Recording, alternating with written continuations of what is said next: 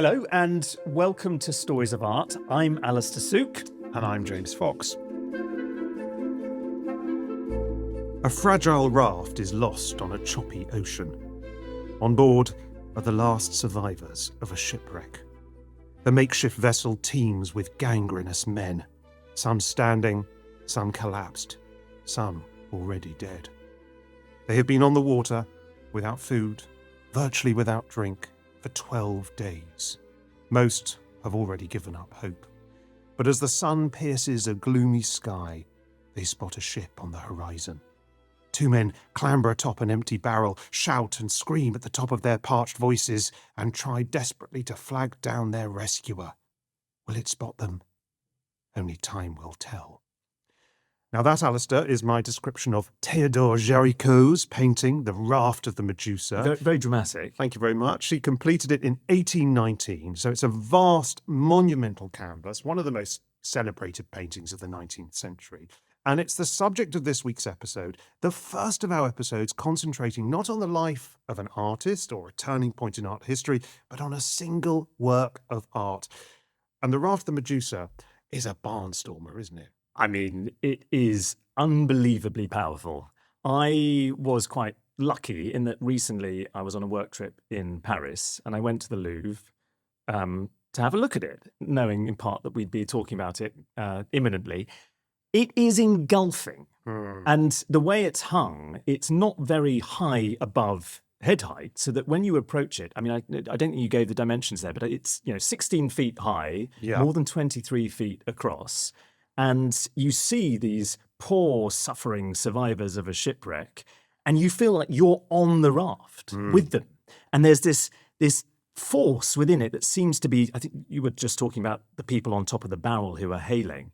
Because one of the strange things is that most of these people have their backs to us. Yes. But that your eye is drawn up to those people signalling, and you feel somehow you're in this elemental tussle with your fellow man and with nature. And it's such an important painting because, well, partly, and this is the thing I find fascinating about it, it's this hinge moment where it's the beginnings of romanticism in art. And this is the romantic masterpiece. I think it's a wonderful choice as a masterpiece, single masterpiece for us to talk about. Yeah, and we talk about immersiveness now. It's a much overused term to describe cultural experiences, but it is a genuinely immersive painting. It's a real barnstormer. It's cinematic, it's melodramatic, it's horrific, it's quite thrilling in some ways. I mean, the cinematic thing is very interesting, James, because when I was looking at it the other week, it's really dark in places. Yeah. I mean, to some extent, we might come on to this, there are reasons for that, but the kind of drama of light and dark is one of the key artistic traits of this painting. Yeah, and it's a widescreen canvas. It is widescreen. It's the format of the movie screen. And perhaps most remarkably, The Raft of the Medusa is based on a true story. It's the story of a naval disaster, a shipwreck, a mutiny, of suicide, of murder, of even cannibalism. So listeners, viewers, wherever you are, whoever you are, brace yourselves. In this episode, we are going to be navigating some choppy waters. This is the story of Géricault's Raft of the Medusa.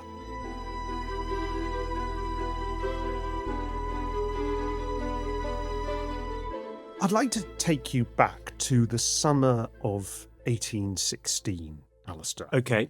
Although, actually, it's an oxymoron, because did you know there is no summer in 1816? What are you talking about? No, it's the year without a summer. So in I didn't know this. Yeah, I mean, this is What completely happened? off-piste already, but in 1815, an enormous volcano had erupted in Indonesia, Mount Tambora, and this had created this dust cloud that had meant that there was no summer in Europe. This had caused terrible harvest failures, famines, and had enormous cultural consequences because did you know that a group of people, Byron, Percy Shelley, Mary Shelley, had gone to Switzerland in the summer of 1816? Is this the Frankenstein moment? Yes.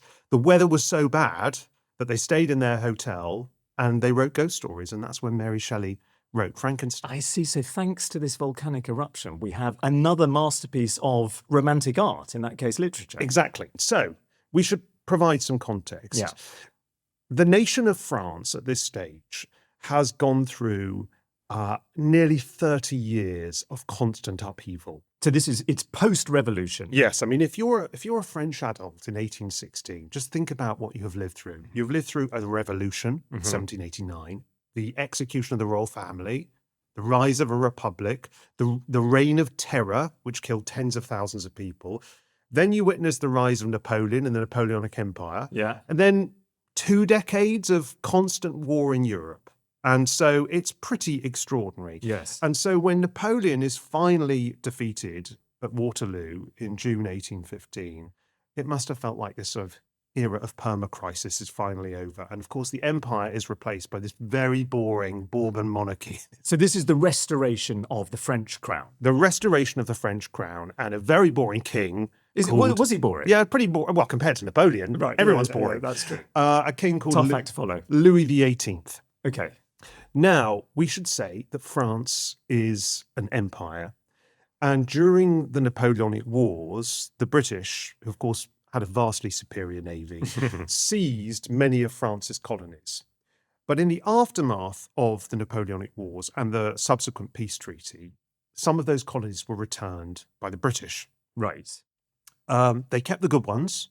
They kept the ones they wanted. So they kept Mauritius. Why wouldn't you? They kept the Seychelles. They kept Tobago. They kept St. Lucia. But one of the colonies they returned was the West African country of Senegal. I see.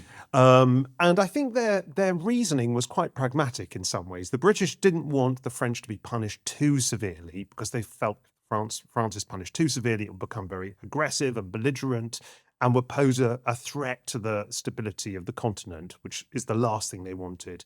And of course, that mistake is made 100 years later when arguably Germany, after the First World War, is punished too severely. Yes. And it leads to the rise of fascism and the Second World War. Is there a context here, and this is just hearing you speak, it's made me think of this. West African coast, the slave trade has been so essential in the 18th century for European powers, including Britain, of course. But Britain abolishes the slave trade in, I think, 1807. And is there a context there? They're happy to give up the colony or return it to Senegal because they're no longer interested in trafficking human enslaved people. Yes, I think that's a crucial part of it. Actually, slavery had been abolished during the French Revolution. It was reinstated under Napoleon, so it's still happening within France. And so Senegal is strategically important for the French, for slavery, not strategically important to the British. So they get the colony back. And so in the summer of 1816, the French form an expedition that is going to sail down to Africa and with great, joy and great glory, reclaim the colony of Senegal. And so this expedition consists of 4 ships. It's a convoy of 4 ships. There's a brig called the Argus. Important, the Argus. We need to remember the Argus. Remember the Argus, very important. It's going to play a very decisive role later on in this story. That's a British-built ship that has been captured by Napoleon a decade earlier. There's a small warship called the Echo, a supply ship called the Loire, and a frigate. Don't ask me what a frigate is, I don't know. But there's a frigate called the Medusa, La Méduse. And this is the flagship of the expedition. This is the flagship. And it has a rather controversial captain. Ah, yes. Do you know anything about Hugues Duroy de Chamoret? Hugues, is that what we're calling him? I think his first name is Hugues. Yeah, Hugues Duroy de Chamoret. What I know about this man is he seems to be the embodiment of, how to put it, aristocratic entitlement. Yes. Privilege. I'm not sure exactly how old he is at this point in 1816, but I do know that he hasn't had a naval career that has covered him in glory in the preceding, 10, 20, 25 years. Yes. When he was starting out, I think it was 1770s, late 1770s, he had a relative who was an important admiral, always helps, and he has this career for a few years in the French Navy, which, as I understand it, was looking quite good, perfectly reasonable. But that comes to a juddering halt with, of course, the French Revolution. Yes. And he's the sort of aristocratic figure associated with the so-called ancien régime, the old regime, the old social order, and he becomes persona non grata within the Republic. And he flees. He's one of these refugees from the revolution, an emigre. And then there's this curious moment where he seems to be involved in a royalist attempt to invade France, aided by the British, in which it's a disaster for those royalist forces. They get roundly beaten by Republican troops. But somehow, Hugues, our friend, he manages to escape being... He's captured, but he's not put to death. Yes. He is imprisoned. And then there's this bizarre sort of like picaresque series of escapades and adventures where he's in a tower in a town for 2 weeks. He somehow escapes. He gets on to the English fleet. He ends up in England where he's fated as a hero. Yes. And he writes about his experiences. I'm not sure how factually accurate. No, I think there was some exaggeration going on. Some exaggeration, but as a result, perhaps, it's a bestseller. So he has this shadowy background, colourful background. And eventually he does return to France. He sits out much of the Napoleonic years back in his family's 18th century chateau. And I think the crucial thing, as I understand it, is that with the Restoration, you suddenly have a lot of people like Hugues de Chameray, who are saying, look, throughout these intervening years from the revolution until now, people like us, we've been loyal to the French crown. Yes. And we're owed our recompense. And okay, doesn't matter that I've done nothing of real note for a very long time, but I think I should be leading an expedition, should be the captain of the ship to, for example, Senegal. And somehow the Minister of the Navy agrees and appoints him to be the captain of the Medusa. Yes, he's completely inexperienced, really. He hasn't captained a ship for 25 years. It's because of his loyalty to the crown that he gets this job. And when he gets the job, eyebrows are raised. His crew are thinking, this guy, there's no way he can do this. Well, the crew, of course, are not from the same social class that he's Yes. come from. And there's been, as you've outlined, this great rift within France, hasn't there? So that's being played out in the dynamics on the ship before even the expedition begins. Yeah, so it's not a good start. So the convoy is formed. The convoy consists of these 4 ships, and they contain everyone you could possibly need to get a colony up and running, including there's the governor, the future governor of Senegal, and his family. But on the Medusa alone, there are about 400 people. Right, it's big. It's big. And of those 400, you've got about 166 officers and crew. You've got about 170 soldiers. But you've also got, Alastair, explorers and engineers and naturalists and clerks and administrators and gardeners and teachers and bakers and surgeons and carpenters. And there are some wives along there, some young women with children. There's also, I read, there is a bust of our very boring king, who presumably that's needed to show the people in Senegal who's boss, you know, when the colony is established. And intriguingly, I don't know if you were coming on to this, these 3 casks containing 90,000 francs in coin. Oh, I did not know about that. And I don't think they have ever been discovered. So there is still a mystery to the Medusa where somehow that treasure's gone missing. Right, well, that's fascinating. Anyway, so essentially what you have on that ship and across those 4 ships is you've got a cross-section of society, because these people are going to settle Senegal. And so on the 17th of June, 1816, the convoy departs. It departs the town of Rochefort in the west of France. The voyage starts quite badly. Yeah. There's some weather problems. There are always weather problems back in those days. But one of the first major setbacks, or minor setbacks perhaps, in this voyage, it comes 6 days into it. So it's now on the 23rd of June, 1816, when a 15-year-old sailor slips on the deck and falls into the ocean. Just total accident. Accident. But it should have been a very straightforward rescue operation. He should have just been fished out of the sea, no problem, move on.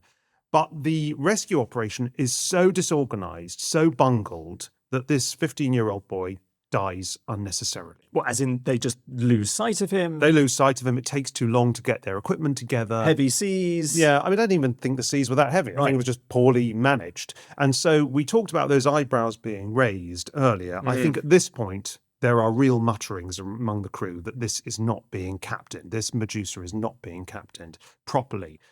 I think there are other problems with the convoy as a whole.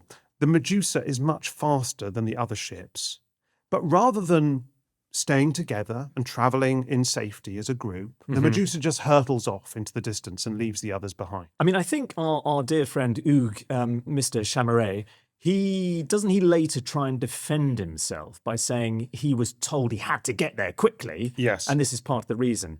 But it does all feel of a piece that he's kind of not looking out for the people in his charge properly. Yes, I think the governor is on board the Medusa, and the governor is desperate to get to Senegal as quickly as possible. So the Medusa hurtles off without the other ships.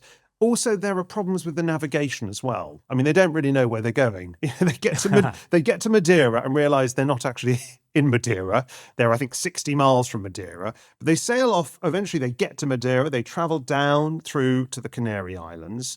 And then after the Canary Islands, they head down towards the west coast of Africa. You see, I've got some sympathy for them because this stretch of coastline was notoriously treacherous. This is the Bay of Arguin. The Bay of Arguin. And it hadn't been properly charted, right? So, in this guy's defence, he hasn't really quite got the instruments, the tools, the maps and charts to be absolutely sure where he is.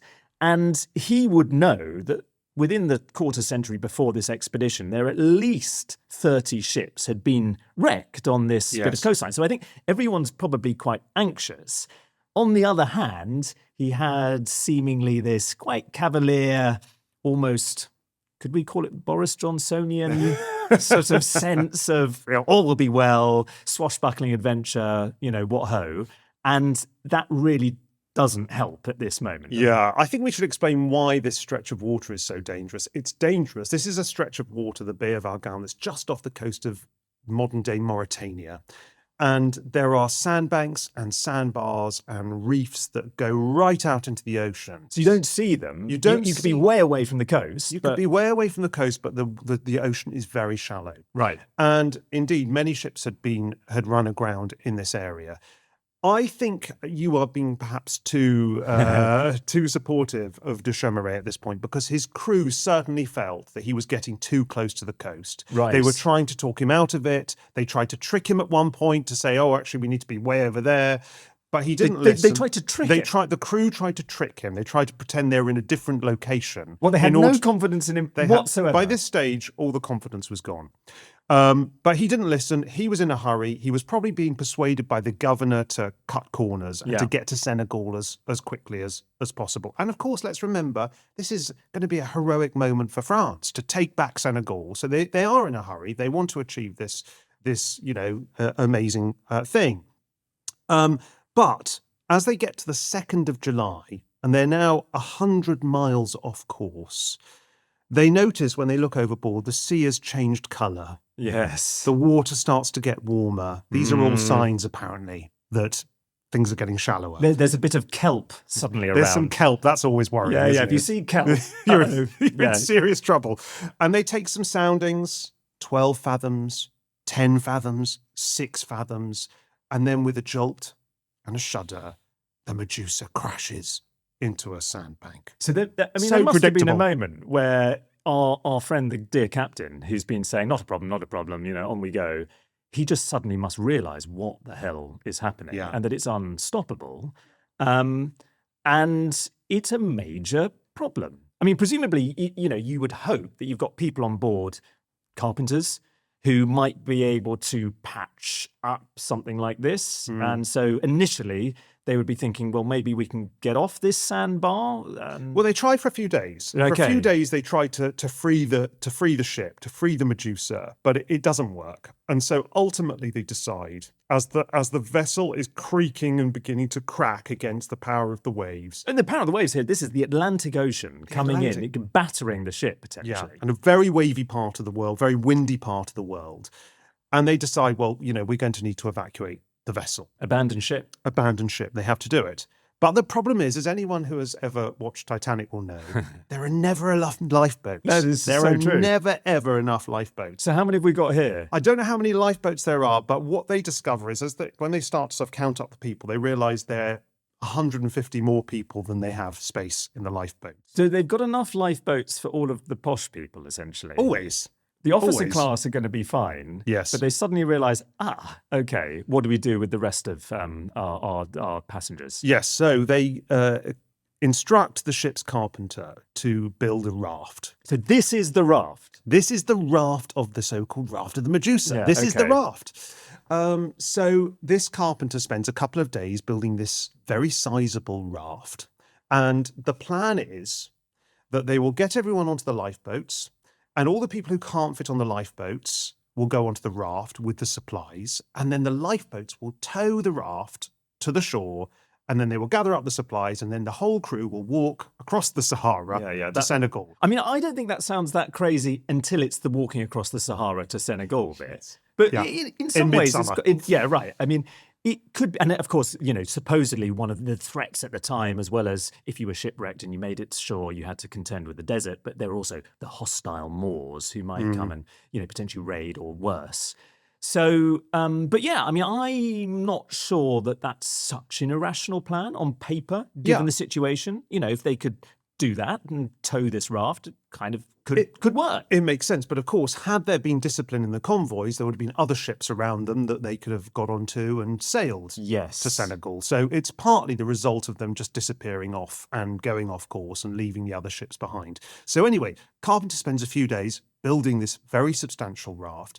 And on the morning of the 5th of July, so this is 3 days after they crash, they start boarding the lifeboats. And this is when all hell breaks loose. Yes, and as you have alluded to, Alastair, it is the lifeboats are not fairly apportioned. No. So the governor, his wife, his daughter, and their friends get a lifeboat entirely to themselves. That's as they should. They have a second lifeboat. I don't know what we think about this. They have a second lifeboat just for their luggage. Is this true? This is unbelievable. True. Right. So they get 2 lifeboats. I mean, it's quite amazing that they weren't somehow just attacked and thrown into the sea there and then. I mean, there'd been the precedent of the revolution not that long before. I guess so. Yeah, I guess so. But this is what happens. And the other crew and the sort of the more, I suppose, the more elite members of this of the Medusa end up on lifeboats. But do you know how many people end up on the raft? Tell me. 147 people. Wow. On this raft. We're not talking 10, 15 people. 147 people, including one woman, are crammed onto this raft with the supplies and various things. So do we have a sense of how big the raft is? I can't remember the figures now. Do you have the figures there? I read that it's about 20 meters long, almost 7 meters across. Okay, so it's a big raft. But it also has this ridiculous feature, which, why they bothered with this. You come across this, the carpenters installed a sort of railing around the edges of the raft that's 40 centimeters high. But of course, as soon as you get all these people coming onto the raft, the thing sinks. Yeah. So everyone's sort of partially submerged with the weight. And I think that then itself causes a lot of consternation and concern because they need provisions, but they start getting rid of the provisions to try and raise the raft. Yeah. And that's not that smart in the long term either. It's not a good start. So they get onto the raft, and at about 9 a.m. on the 5th of July, the lifeboats start to tow the raft towards the coast. But James, we haven't spoken about the sack of soggy biscuit. Okay, go ahead. Which I almost find this the most miserable detail of the entire saga of the Raft of the Medusa, where at the very end, before they set off, someone from the frigate, from the Medusa itself, chucks is not quite the right word, it's a very heavy sack full of ship's biscuit, which doesn't sound enormously appetizing.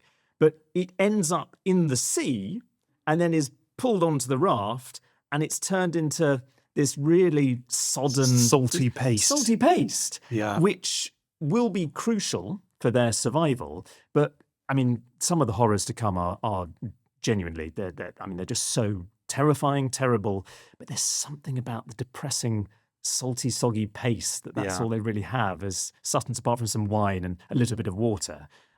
Which I find that really miserable. It's terrible. I think there are worse things to come, as you say.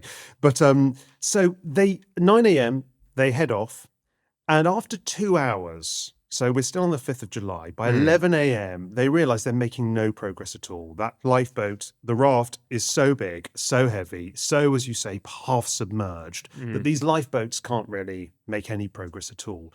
And then, this is probably the most controversial episode in the whole story. Mhm. A decision is made. Some people say it's an accident, but Yeah. a decision is perhaps made to cut the tow rope and to leave the raft behind. I mean, if someone's hacking at the rope, that doesn't sound enormously accidental. Doesn't does sound it? accidental, doesn't it? I mean, I think Chaumaret, maybe said later that it was an accident and the rope had been severed by mistake. I don't believe that. I think probably the tow rope was cut, and then the lifeboats hurtled off towards the shore, and the raft was left on its own. And the raft has got, I mean, as you can see in Géricault's painting, they had created a sort of small mast and a sail, but they haven't got any maps. There's no rudder. There are no oars. So there is no way that they can actually navigate this thing. No, they have one compass. Did you notice they have one compass that in the chaos of that first day is dropped through a plank and falls to the ocean floor? I mean, another absolutely depressing moment for the people on board. Yeah, so these 147 people are stranded. Yeah. They're stranded and they have no prospect of being able to ever to make it to the shore. And they're quite a volatile bunch of people. You've got a lot of these mercenaries, these soldiers from the Africa battalion who are there, and lots of people from different nationalities. I think there are some Spaniards, Italians. Yeah. I think even some Irish, Polish. You mentioned there's one woman amongst. I mean, A terrible experience for her. yeah. But this is definitely the runt of the Medusa's crew, if you like, and passengers are Right. on this raft. Because all the people with connections, all the people of certain status would have ended up on a nice lifeboat. So You're sounding like Captain Oog there. Oog, Leave the runts on the raft. You've got a recipe for trouble, and we will see that trouble brews very, very quickly. So you're right, the carpenter, there is a carpenter on board. He quickly builds a little mast and a sail. But the vessel, of course, is not seaworthy at all. And we think that in the first night, 12 people die. So there's a storm, isn't there? There's a storm, 12 people washed off the raft, and they're dead. The next morning, this is a really horrible moment. The next morning, 3 bakers, so a baker and I think and his 2 apprentices, they just think this is disastrous. They jump off into the ocean and they kill themselves. I mean, but that tells you the extremity of the situation within a matter of hours of having been Yes. abandoned. This is the first morning they wake up on the raft that they're doing that. And actually, as we shall see, it was probably quite a good decision to make, because what would happen next would be so much worse than just drowning in the space of a few seconds or minutes. Presumably, that sort of initial night with the storm, you're going to have huge waves just washing right over this raft, totally unprotected, huge mass of people huddled together. And it's been built quickly under trying circumstances. And there's this sense that the whole thing, if you put your leg down or your arm in the wrong place, suddenly 2 massive bits of wood are going to crush your limbs. So people are in despair, clearly, already. Yeah. And as the waves get worse and the weather gets worse, the passengers are lurched from one side of the raft to the other. Other people are crushed in the movement of the passengers.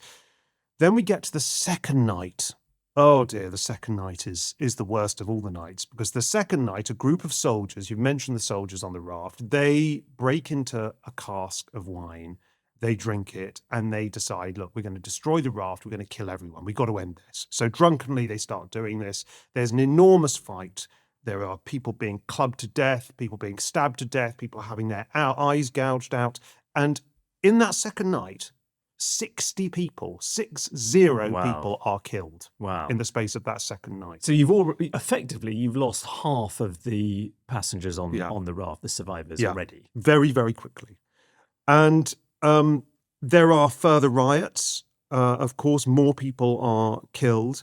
And then obviously, as the days go on this raft, the people are getting weaker, the people are getting sicker, the people are getting hungrier. So you've got storms. You've got the infighting of the passengers. You've got the sun, which itself must have been beyond punishing, and constantly your skin is wet from the waves, which are kind of falling over the raft. Presumably, there are all sorts of things like there are sharks massing around this thing. Yeah, it is a terrible cocktail of circumstances. It has to be said. And so, as the men get hungrier, as the people get hungrier, they start to eat leather.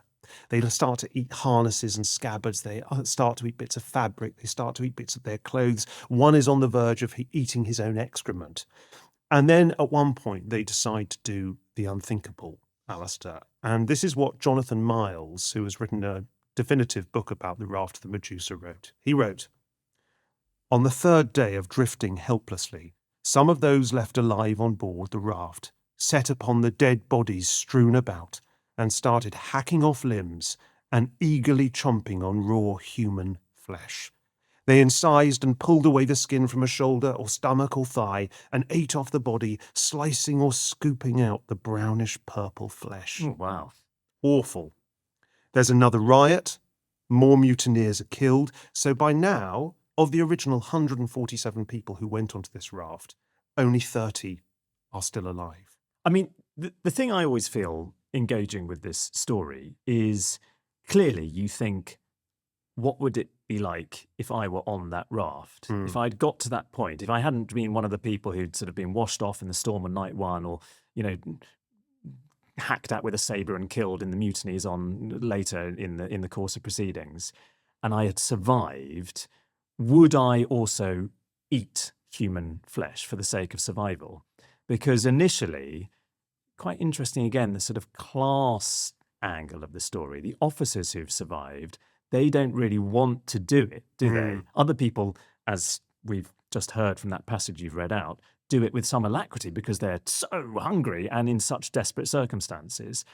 But I don't think you can judge them at all. No, and over the subsequent days, they actually develop slightly more palatable ways of eating human flesh, and that they cut the flesh into strips and they dry it in the sun, so it's a bit more like beef jerky or something like that. Right. But anyway, I mean, still, there is not enough drink on this raft. There is not enough food on this raft. And so then another unthinkable thing is done, and they decide to throw the weakest people off the raft to their deaths, including the only woman on the raft and her father. So I think this is a moment which, for a lot of people, this is the sort of the most terrible moral moment, because the conundrum, as I understand it, is you have these survivors, many of them are pretty weak, and they're not going to survive this thing.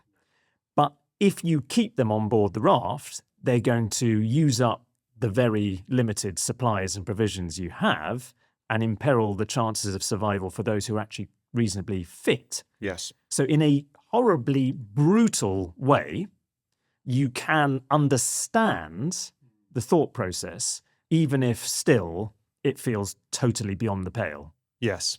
So now they do it. 15 people left.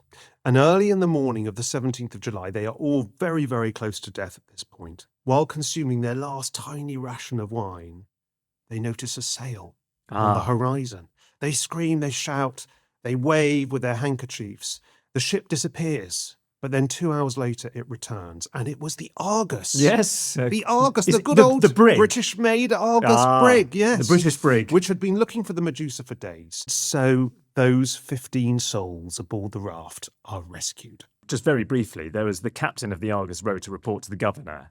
And again, it's very evocative of what had happened to the people on the raft. He said, "Those I rescued had fed themselves on human flesh for several days, and this is what you've been describing, at the moment when I found them, the ropes which held the mast were covered with morsels of this flesh, which they'd hung up to dry." So there's the documentary evidence, sort of, first-hand witness report.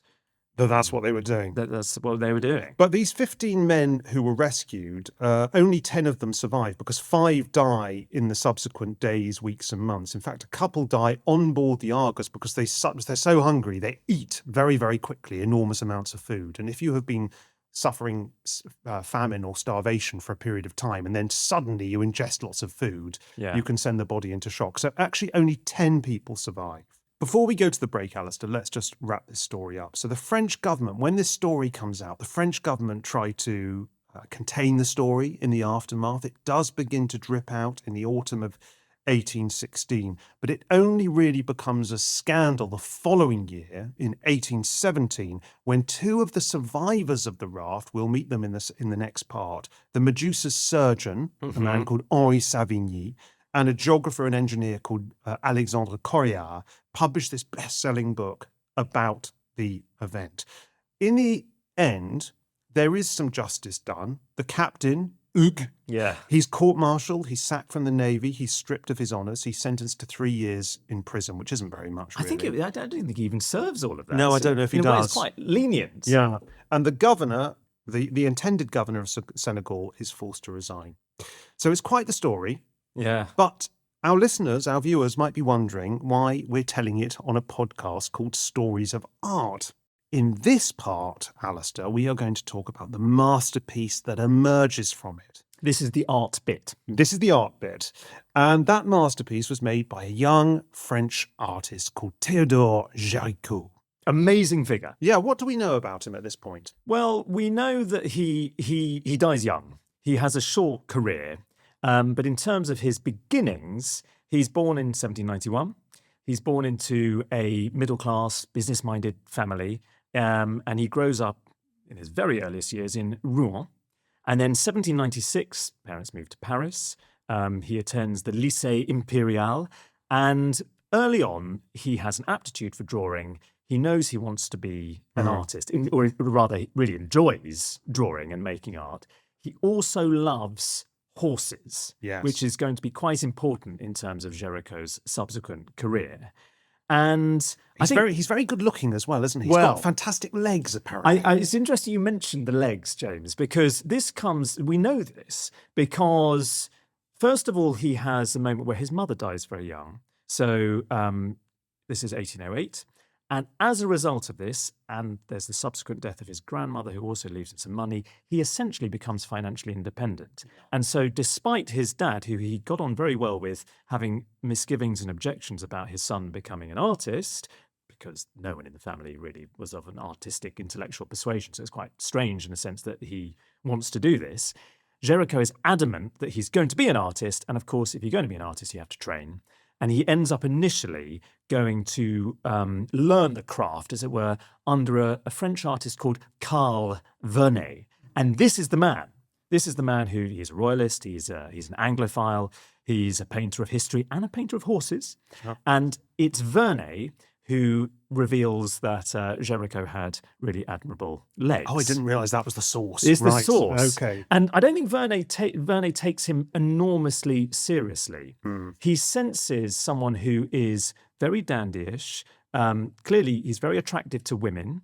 But he's not necessarily, in the master's opinion, going to be brilliant artist material. No. And quite soon, Géricault goes and studies under someone else, this classicist Pierre Guérin.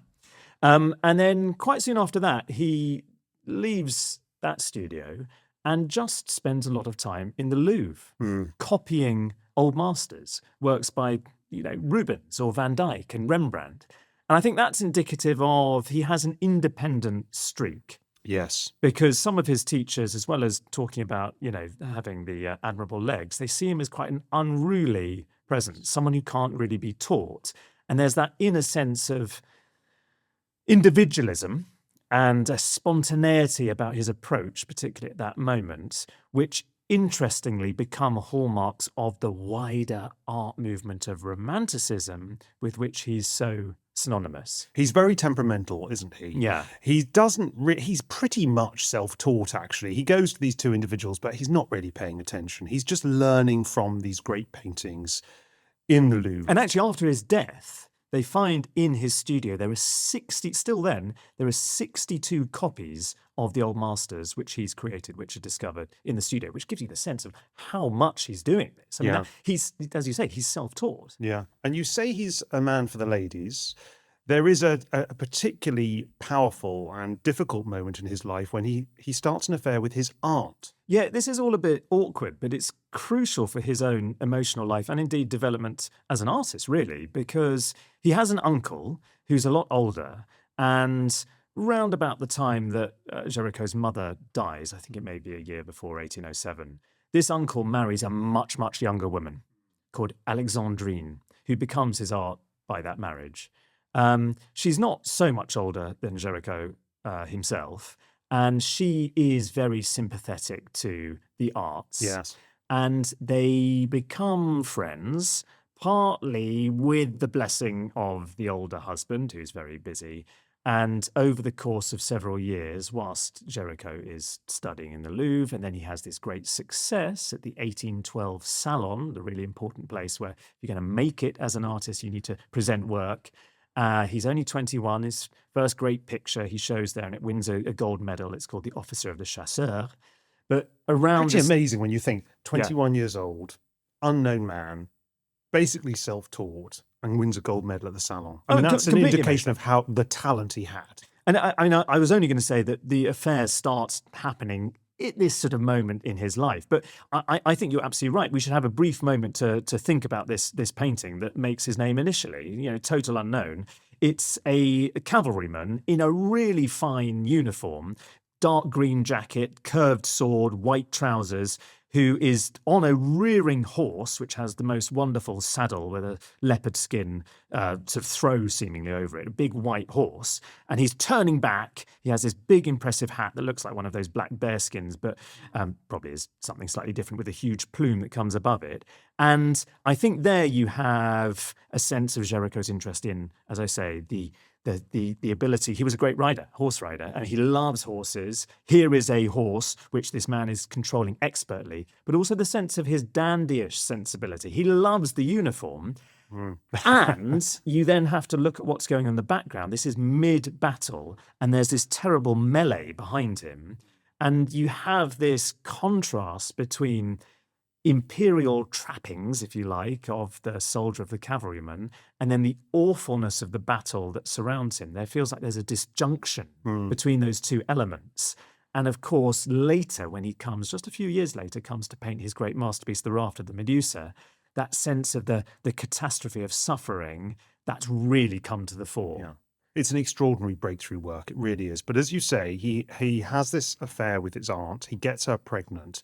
This causes him no end of grief and anxiety. As you well might expect. As you might imagine. And so what he actually does is he disappears to Italy. He goes to Italy where he discovers the great work of the Italian Renaissance, discovers the work of his hero, Michelangelo. Well, it's worth saying, James, that he initially thinks there's a particular way of doing it where he's going to sit for this thing called the Prix de Rome. Yeah. So this great, I think it's a 4-year scholarship that was available and offered, very prestigious thing to get. And he tries to win a place on this. He tries to get one of these scholarships and he fails.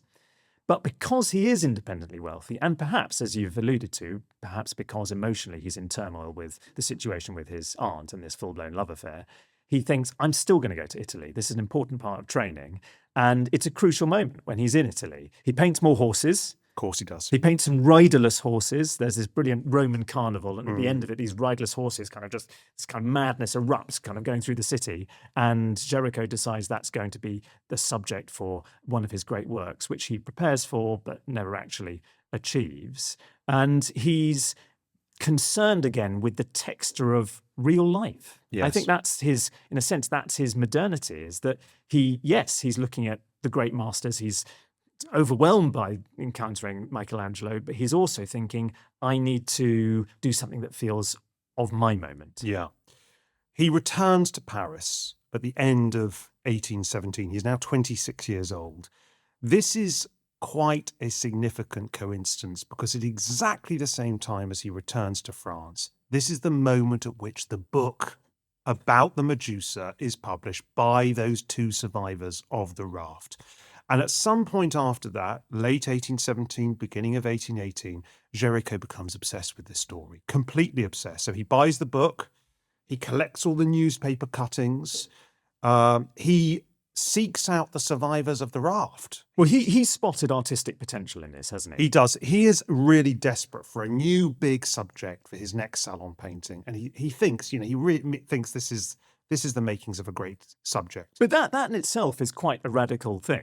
This is a news event. This is a contemporary news event. And as you say, he's looking at newspaper cuttings. And then he has this very modern approach where he's interviewing the survivors. He interviews the survivors.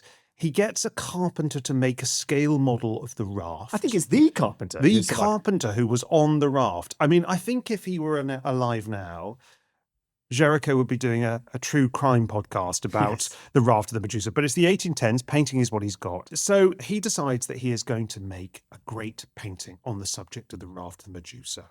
He's done all this research. He then moves to a studio on the outskirts of Paris, and he shaves his hair off, which is often seen as something very significant. Oh, hugely significant. And it's like a distillation of the transformation that Géricault undergoes. Because before he goes to Italy, there's this quite famous incident where a friend who's planning to accompany him turns up at Géricault's place, and he discovers Géricault getting ready for a ball. You've mentioned that he had these admirable legs. He also had these rather beautiful, supposedly reddish curls, and he's there primping the curls with some papers to give added bounce to his hair. We do that before each episode, Well, don't of course, we? clearly. And this friend sort of soon after that says, actually, you know what, for reasons I can't quite divulge, I can't actually come to Italy. And Géricault thinks, oh God, is it because I'm just too vain and too frivolous a person? Now, fast forward to post-Italy, to his engagement with the Raft of the Medusa story, and here he is shaving his head. It's a sign. So he's shaving his hair, and the sign seems to be, in the words of the novelist Julian Barnes, it's a do not disturb sign. Julian Barnes has written beautifully about the Raft of the Medusa saga. And I love that idea. It's sort of signalling to the world, I'm out of social circulation. I'm going to raw dog this.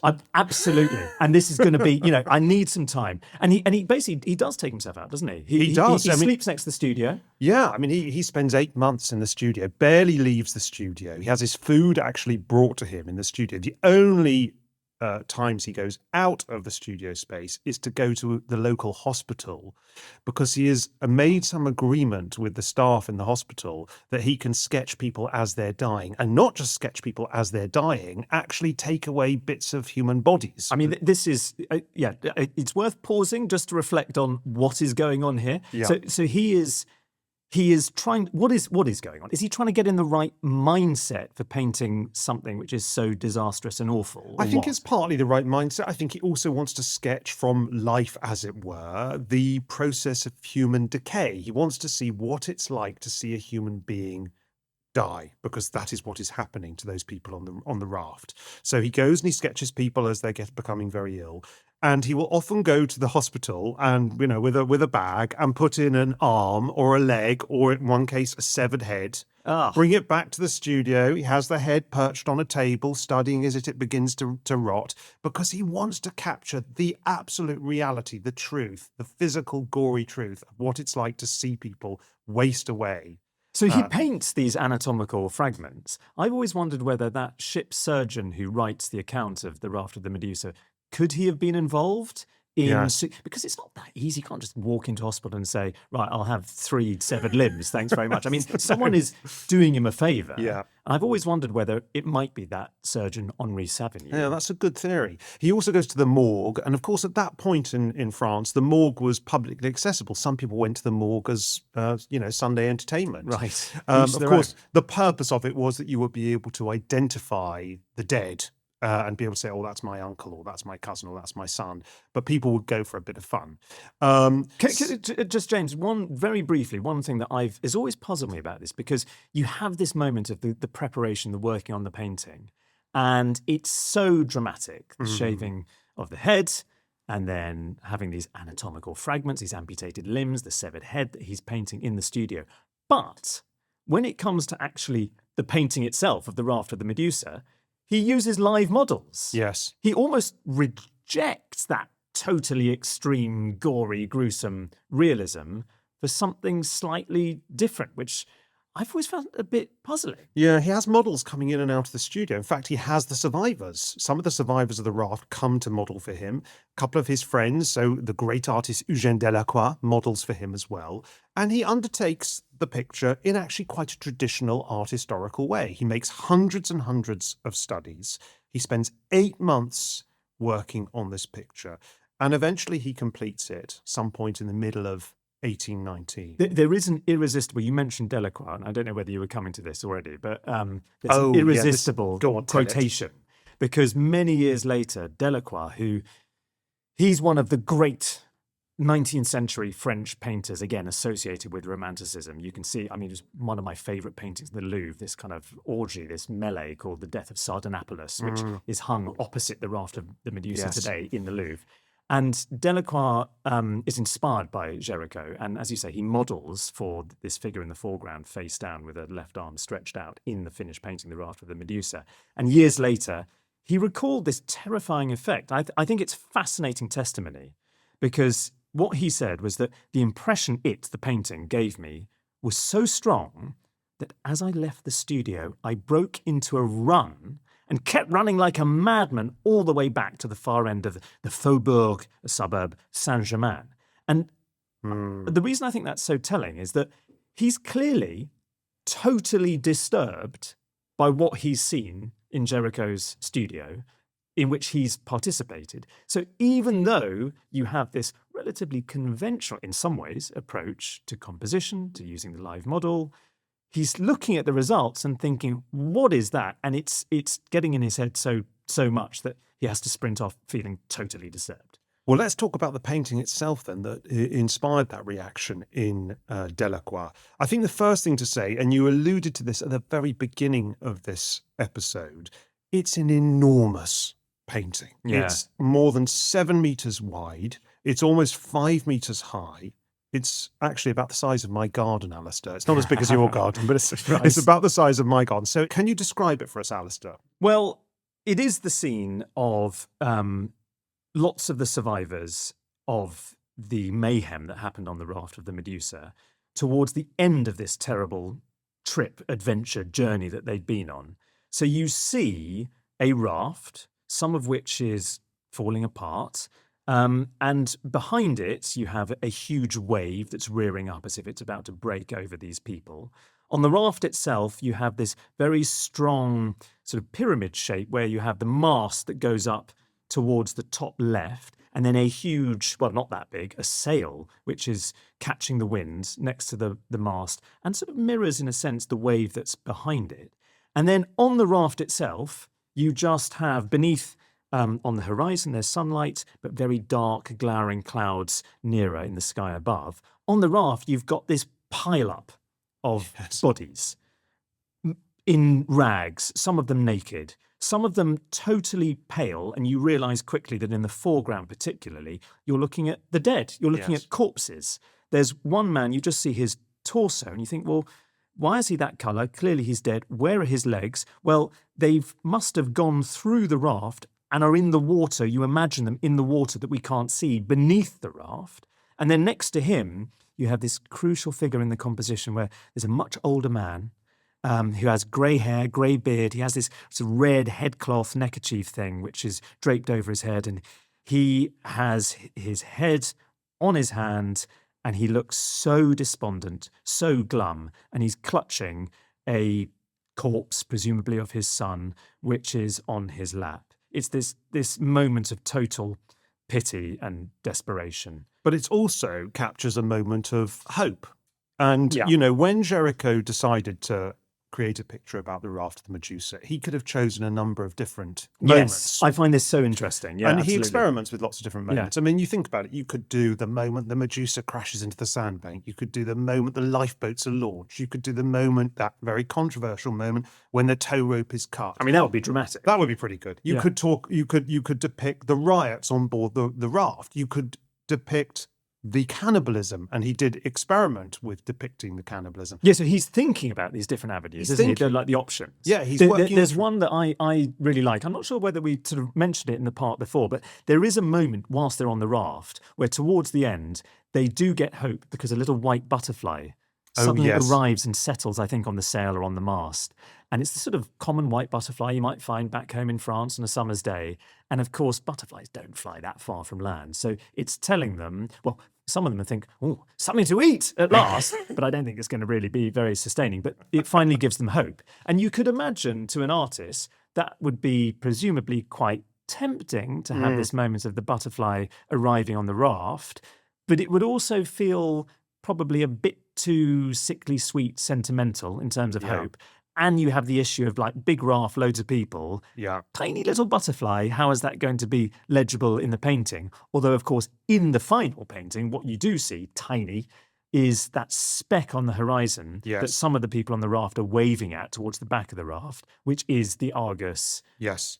This is the moment he chooses. He This is the chooses the moment when they spot the Argus. I don't think the Argus has spotted them, but they spot the Argus. I think this is a masterstroke because I think it enables Géricault to capture the full emotional range of this event. And as you say, it's a very strict pyramidal structure. It guides the eye from the bottom left to the top right. And as your eye moves from the bottom left to the top right, you are taken on a journey, an emotional journey, really, from despair and death to hope and salvation. Or is it hope and salvation? Because, of course, at this moment, they don't know whether that ship is going to save them. So it could be pulling the rug from under our feet as the viewer, in a sense. Yeah. And the other thing that I think is fantastic about this picture, we mentioned it right at the beginning, is how immersive and cinematic it is. And one of the things Géricault does is he uses every tool in the toolbox to make this picture overpower us. So first of all, it's very large, as we've said, but also he tilts the raft down right to the base of the canvas. So you feel like you could almost step onto that raft, and it's hung very low in the Louvre even now. The other thing he does is you can see right at the bottom of the picture, there are the waves, there's the froth. That froth seems to almost spill over the frame into the gallery space. There are dead bodies that are almost falling over the frame into the gallery space. So really, he's doing this extraordinary thing of breaking the fourth wall of that canvas, really, in order to make this picture feel like it's overwhelming us. It's a very, very dramatic mastery of composition.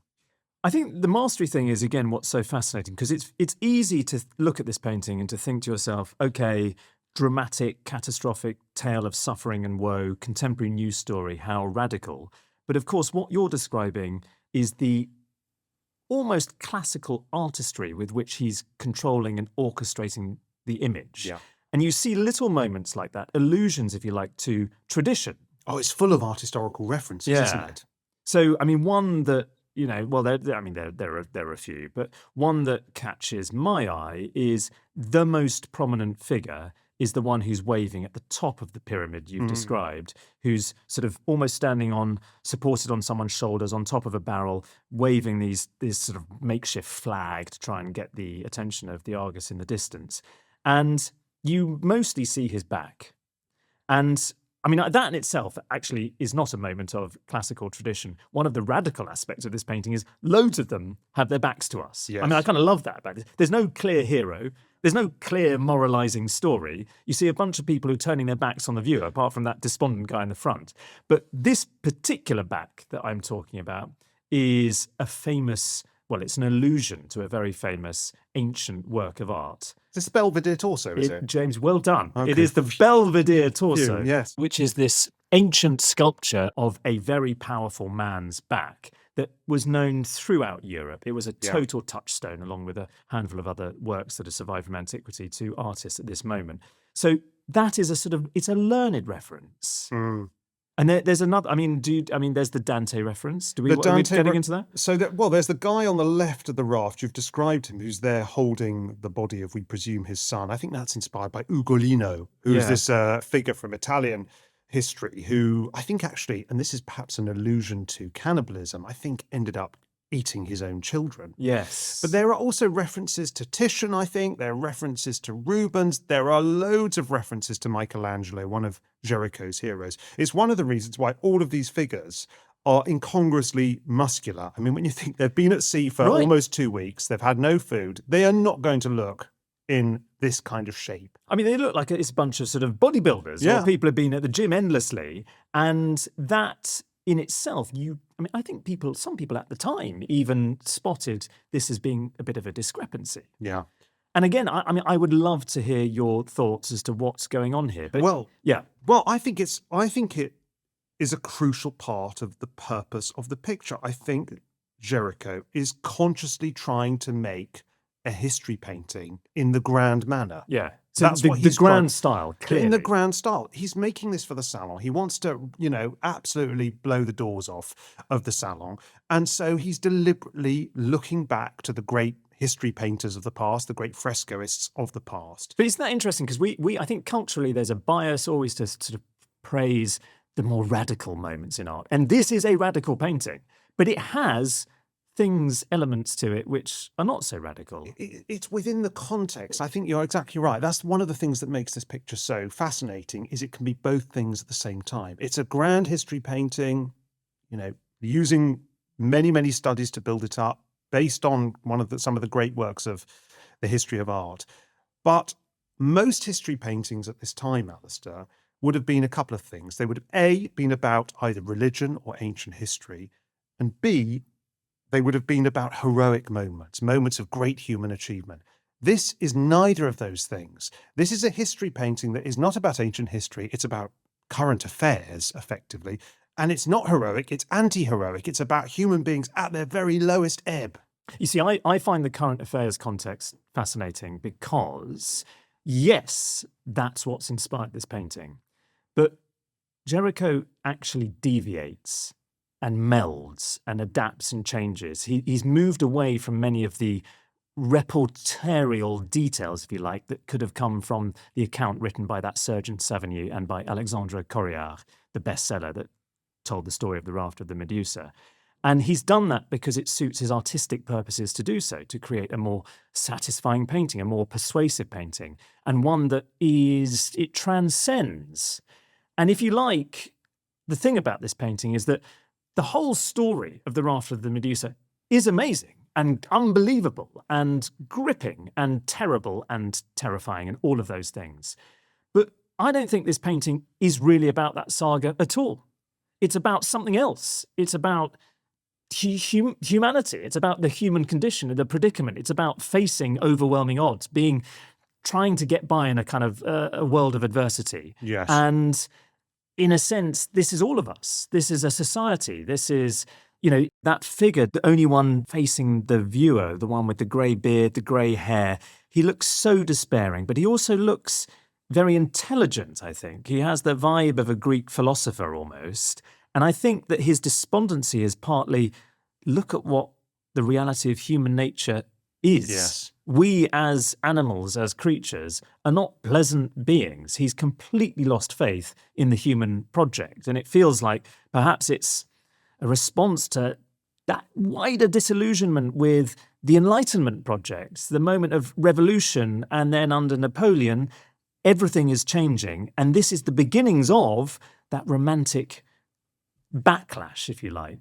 In that sense, I think it speaks to people, not just those who will be familiar with the details of the Medusa story, if you like. Yeah, and when the painting was exhibited at the Salon, it wasn't called The Raft of the Medusa, it was called Scene of a Shipwreck. Right. So it was trying to make a broader point. There's one thing I think we've got to talk about in this painting before we move on, and that is the fact that there are, I think, 3 black figures in the picture.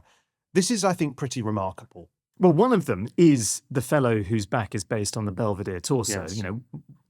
off-white piece of marble. Yeah. And you have, at the apex of the composition, one of, if not the most prominent figure in the composition, is a black man. How unusual is that at this time? Well, the short answer is it's unusual. Yeah. And not only that, but there are 3 black figures in this painting.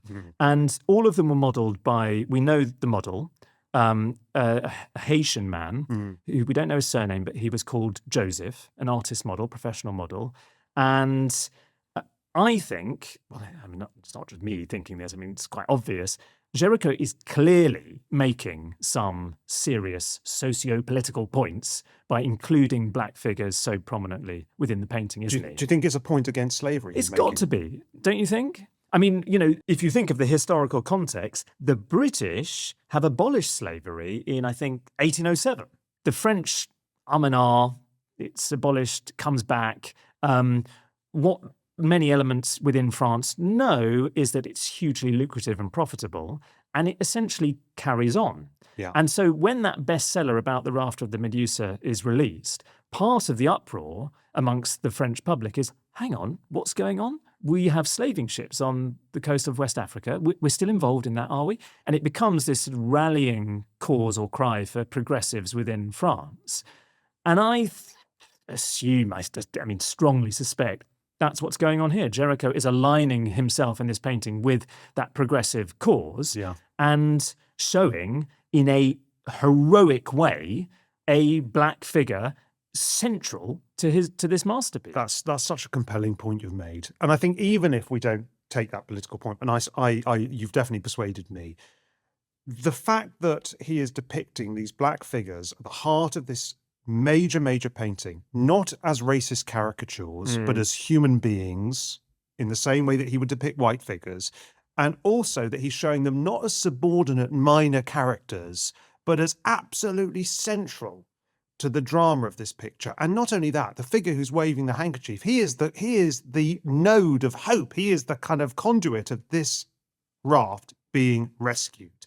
That in itself is remarkable. And we know that some of Géricault's contemporaries interpreted it in this way. Yes. There's an art critic, of course, I always like to quote art critics in this podcast, James. Wonder why.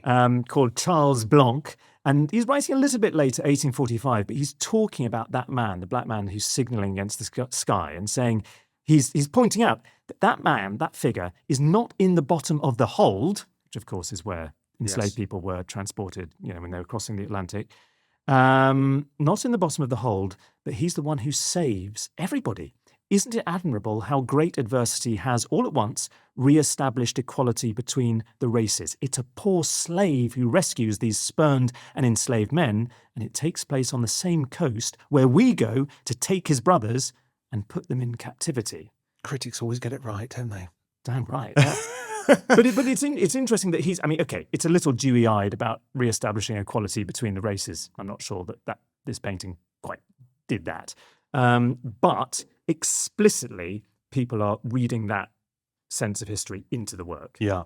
Well, the picture goes on display at the Salon in the summer of 1819. It gets a mixed response. Not everyone is as positive as Charles Blanc. Although our friend the boring king, you described as so boring. He quite likes it, doesn't he? I think he did quite like it. He goes up, there's a story that the king Louis XVIII, he goes up to see the picture at the opening, and Géricault's standing there. Hopefully his hair's grown back by this stage at the picture. And he says it's actually a comment that doesn't really make a great deal of sense to us, so we need to unpack it. He says, "Sir, you have made a shipwreck, which is not one for you." Yes. And I think by that he means, well, you've depicted a shipwreck, but you haven't wrecked your own career. Yeah. You've done a good job. And Géricault gets a gold medal. Yeah. But it's not a rip-roaring success. There are mixed responses. It's not hung in a very good place. Géricault's slightly disappointed, given the enormous amount of time and effort and energy he's put into the picture. He's a bit disappointed by the reception. I think that part of it is it becomes this, we know that it causes a huge uproar at the Salon, and part of it is it becomes this cause célèbre. Yes. It's people are looking at it, and at that moment, a lot of them are seeing the scandal of the Medusa saga writ large in the painting.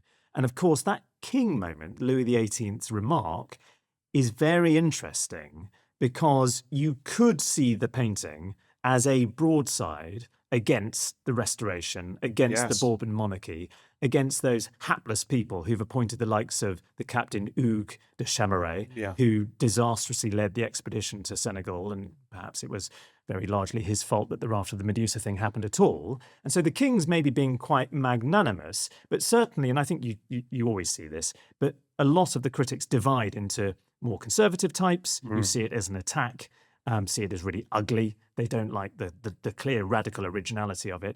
And then more progressive types who are quite excited. But even some of they are saying, well, hang on, but why are those figures so classicizing to come back to that point? So it is hugely controversial. It's very controversial. It's actually much more successful. The following year, it goes to London. It's displayed in London in 1820 at the Egyptian Hall in Piccadilly.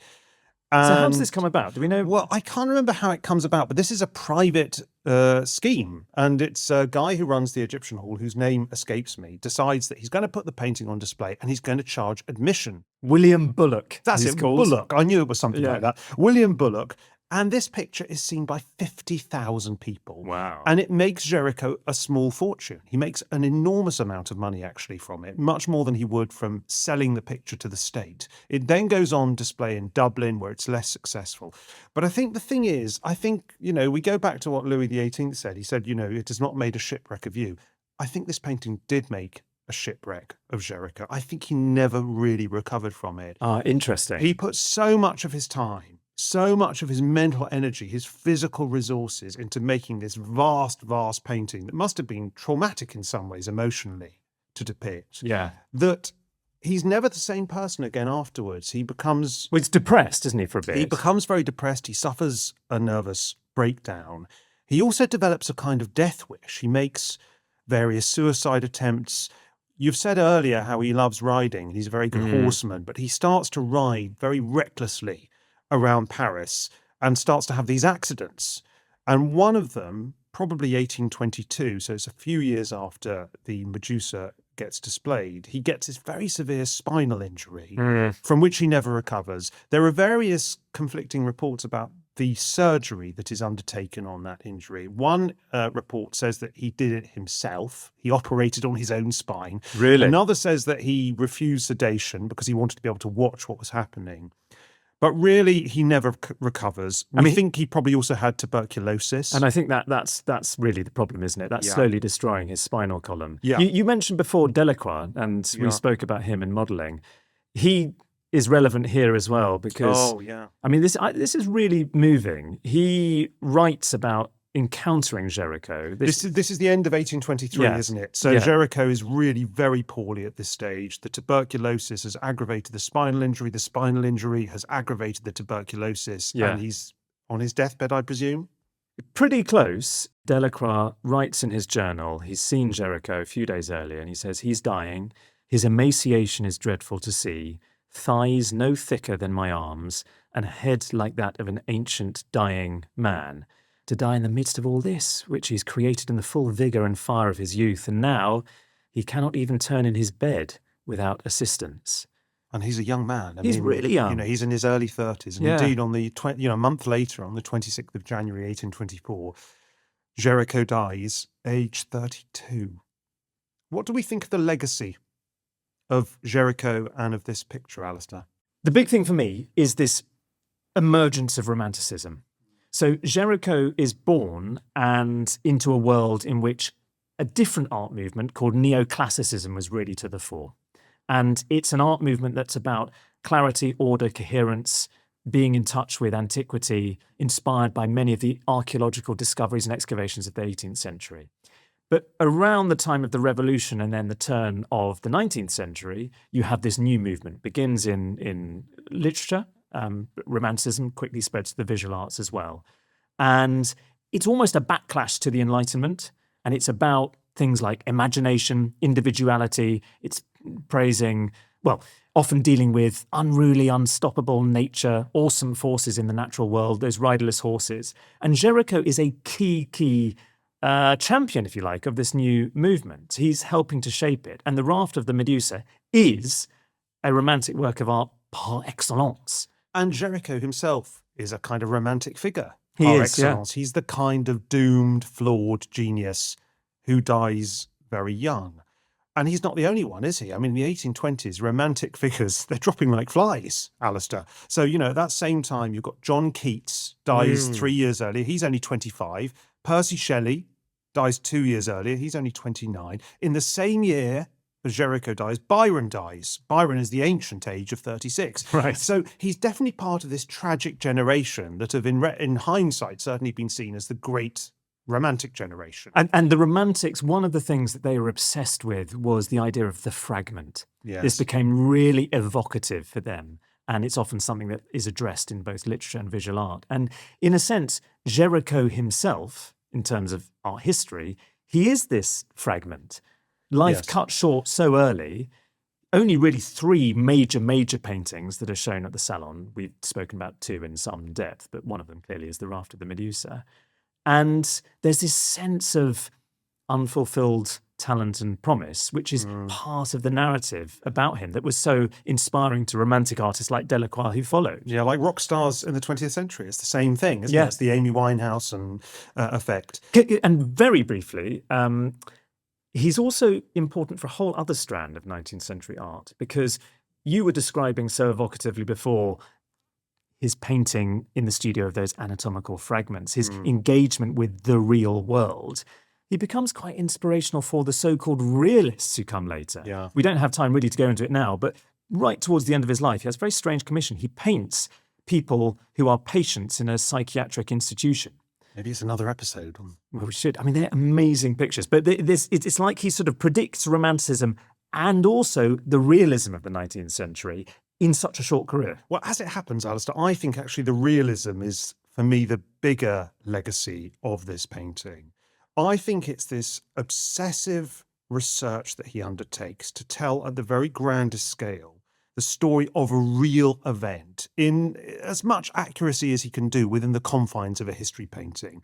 I think this is really, really significant. And I think it is hard, if you look forward through culture, it's hard to imagine Guernica. Well, Guernica is the obvious example. It's hard, but you can go beyond painting. It's hard to imagine Truman Capote's In Cold Blood. It's hard to imagine Jeremy Deller's Battle of Orgreave. It's hard to imagine Christopher Nolan's Dunkirk. It's hard to imagine even that ITV drama, Mr. Bates in the Post Office, without thinking about this as some kind of precedent. This attempt to use art in the broadest possible way to tell the truth about an event and to expose corruption and scandal. And I think in that sense, I think the Raft of the Medusa anticipates a very important strand in contemporary and modern culture. But I think it's an artfully distorted truth. So all of those specifics, I mean, he had to go through that process to create the painting. And those real events were so important. And the modernity of it is engaging with a news story in that sense. But at the same time, it's somehow universalized so that it works on some deep, profound level, even if you're not totally au fait with all of the details of the Medusa saga. That's the bit, I think, that makes it a great work of art rather than just an in-depth piece of pictorial journalism. Absolutely. You can walk into the Louvre today, have no sense of the story of the Raft of the Medusa, and still be bowled over by this absolutely incredible work of art that is about what it means to be human in many ways. So thank you very much for joining us, and I promise that next time we'll be doing something less bloodthirsty. Goodbye. Goodbye.